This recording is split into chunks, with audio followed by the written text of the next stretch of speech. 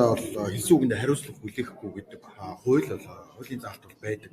Гэсэн хэдий ч улсын хурлын тухай хуулийн 8.1.22 гэдэг заалт дээр бол хүний нэр төхөрд халдахгүй байх гэдэг бол заалт байгаа шүү дээ. Тэгэхээр энэ дээр та бас судалж ийн гэдэг чинь ер нь яг энэ одоо болж өнгөрөөд байгаа процесс үед одоо Баярмаа гишүүн ерөнхий сайд хоёрын асуудал яг энэ хууль зөрчсөн үү эсвэл ерөнхий сайд уучлахгүй шаардлага байхгүй байгаа юм. Таны зүгээс судалсан юм.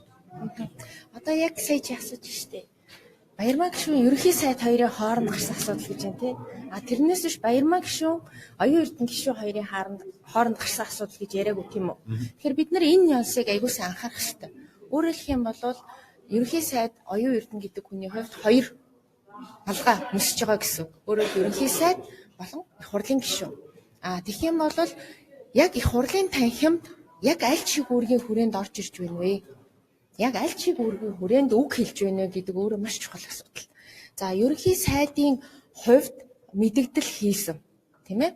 За мэдээлэл өгсөн. Өөрөөр хэлбэл их хурлаас томилогддог өндөр албан тушаалтны хувьд ерөнхий сайдаар томилогдсон хүний хувьд ерөнхий сайдын хувьд хуулийн хэрэгжилтийн талаар мэдээлэл өгсөн. Тэгэхээр энэ явцад их хурлын гишүүдийн зүгээс буюу их хурл гэдэг хууль тогтоогч институцийн зүгээс асуулт тавигдсан. Тэгэхээр энэ асуултанд хариулахдаа гишүүний хувьд биш, ерөнхий сайдын хувьд хариулт өгсөн. Тэгэхээр ерөнхий сайдын хувьд өгж байгаа хариулт өөрөө үнэн байх ёстой. Хэлж байгаа үгнийхээ төлөө хариуцлага хүлээх ёстой. Өөрөөр хэлбэл ерөнхий сайдын хувьд орж ирчээд яг энэ хуулийн хэрэгжилт ямар байна вэ? Төсөв хэдэн төгрөг байна вэ гэхэд худлаа яриул яах вэ? Гишүүнгээд тэн дээр хариуцлага хүлээхгүй юу гэдэг асуудал гарч ирж байгаа. Тэгэхээр энэ дээр бид нэг ямиг анхаарах хэрэгтэй. За ардчилсан намын гишүүдийн хувьд бол энэ зөвхөн ардчилсан намын гишүүний ч гэдэм үү ардчилсан намын тухай асуудал биш байхгүй. Институт хоорондын асуудал. Өөрөөр хэлэх юм бол ерөнхий сайд болон их хурл. Ерөнхий сайд их хурлын танхимд орж ирээд их хурлын гишүүнийг одоо үйл хүндэтгэсэн, тийм ээ? Өөр хүний одоо яг гаргасан үйлдэлийн хувьд бол энэ зөв биш. Тийм учраас явц суртахууны эсвэл улс төрийн хариуцлага хүлээх ёстой. Гишүүнийхээ хувьд биш, ерөнхий сайдынхаа хувьд гэсэн үг. Тэгэхээр энэ дээр яг одоо дэгийн тухай хууль болон улсын хурлын тухай хууль, засгийн газрын тухай хууль бас нэлээд шүүж үзлээ л дээ. Тэгэхээр бид нар энэ дээр одоо давхар дээлтэй байж болох буюу их хурлын гишүүн, засгийн газрын гишүүн хийж байгаа тохиолдолд, ерөнхий сайд хийж байгаа тохиолдолд ямар байдлаар их хурлд оролцох юм бэ? Ямар дэгийг сахих хэрэгтэй юм бэ?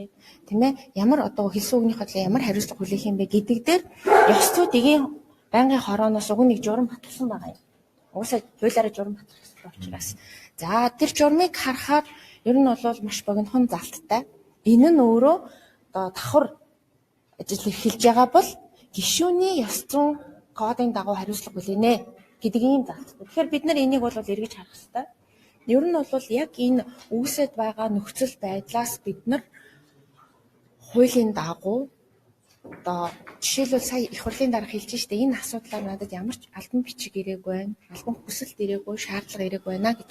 Тэгэхээр бид нар нэгэнтээ их хурлын гишүүд юм болвол их хурл юм болвол энэ институт хоорондын зөрчлийг яаж арилгах вэ гэдэг дээр санал санаачлахтай ажиллах ёстой гэж нэгдүгээр тарж байгаа. Тэгэхээр ёс зүй дэгийн байнгын хороо бол иймэрхүү асуудлыг авч хэлэх бүрэн боломжтой. За тэр байтугай төрийн байгуулалтын байнгын хорооч энэ асуудлыг аваад хэлцэх боломж бий. Тэгэхээр би энийг одоо хэрвээ одоо ардчилсан намаас тийм ээ их хурлын үл хүндэтгсэн гэдэг асуудлаар шаардлага тавих юм бол бид нэгтгэхэд бэлэн.